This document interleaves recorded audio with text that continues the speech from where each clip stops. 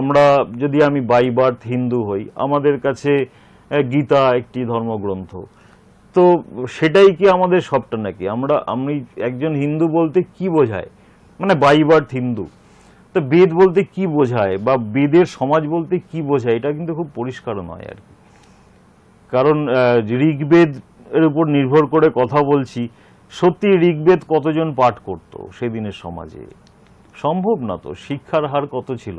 এবং আমার মনে হয় সামাজিক বাধাও ছিল, সবাই যে বেদ অ্যাক্সেস করতে পারতো। প্রথম কথা, সবাই তো স্বাক্ষরই নয়, আগে এটাতে আসতে হবে। মানে যখন ইংরেজরা ভারতে এসেছে, আমার যতদূর মনে পড়ছে 1911 পপুলেশন সেন্সাস রিপোর্ট অনুসারে 6% ছিল শিক্ষিতের হার।